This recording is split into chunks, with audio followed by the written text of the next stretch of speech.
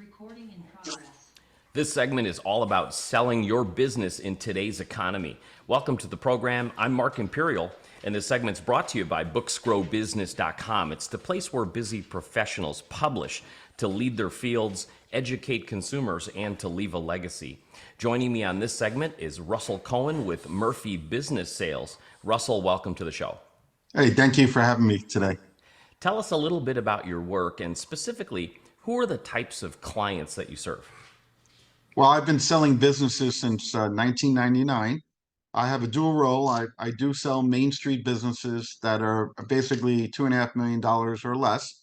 I have expanded to do M&A services, mergers and acquisitions from 5 million to 100 million. So yeah, so I'm playing a dual role just depending on where my referrals take me. Right on. So, what have you seen in the business community? They're great at growing their businesses day to day, but when it comes time to selling, how much do they know about that? How prepared are business owners when it comes to selling their businesses? Most business owners, unfortunately, do not prepare their business for sale. The smaller the business, the more likelihood they have not prepared their business for sale. As I move upstream into the M&A world, much more sophistication, better preparation.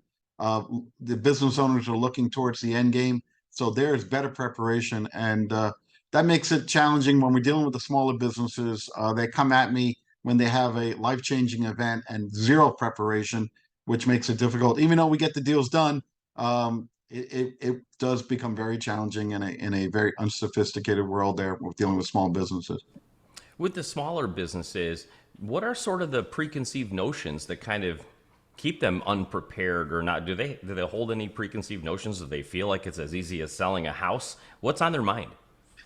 They're not making the investment in the books and records. They're not utilizing their CPA or utilizing software, QuickBooks, and really spending the money in preparation for their exit. That's probably, for example, I got some business owners who are using Excel spreadsheets to sell their business. Not a big business, but if they went ahead and used QuickBooks or used some type of software, they would have gone through a lot of less agony to sell the business. So, and a lot of people really, if you don't own the real estate, you're not really controlling your destiny. So it's important if you're dealing with a large landlord, get your lease in order, and that will, you don't want the landlord to dictate your future sale. So there's many pitfalls that come in selling a small business. Do business owners generally feel like they can sell their businesses on their own, or do they understand the value of working with the business broker? Tell us a little bit about the advantages and the benefits of working with a broker like yourself. No doubt. A lot, smaller businesses might feel that way, but confidentiality is the key. We don't advertise the name, and we try to hold it strictest confidentiality because you don't want to, while you're trying to sell the business, as it could take 9 to 12 months or even longer to sell the business. You don't need your vendors, your clients, your staff knowing the business is for sale. So one of the many benefits of using an M&A advisor or a broker is that we can hold it confidential.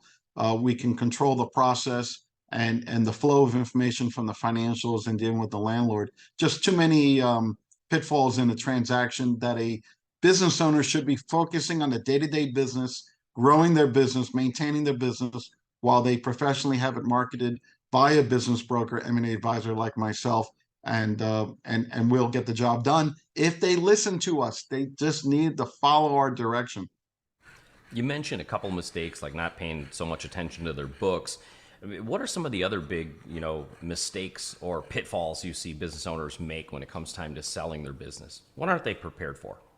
A lot of times they're the legend in their own business. They are the business. So when I go in, and if I can get in early enough, I will tell them, don't become the legend of your business. Do not have all your clients have the cell phone. Try to, build some structure in the business. Even though if you got a year before, it might be hard, but my advice to a business owner, if you're the legend in your business, it becomes very difficult to sell the legend in the business. So, but we get it done, but it does create bigger hurdles to overcome. Right on. Russell, what inspired you to get into this field and help business owners sell? How did you get started? Well, Joined the industry in 1999.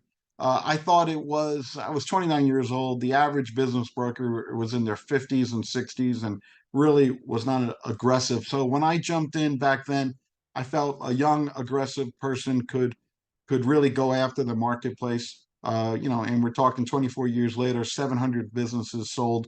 I could say I've accomplished, and now I'm moving upstream to larger transactions to do the same. I want to help people. This is their biggest asset, the biggest asset in the financial statement of a business owner. We are turning that asset into a liquid situation and basically taking the handcuffs off the business owner so they can enjoy their lives and solve whatever personal issue or does a career change or life-changing event that they've come to me to allow them the freedom to do what they want to do. So it's very rewarding to see an owner at the closing get a very nice check and the pressure and the relief that they have. They can get rid of that cell phone. It's amazing.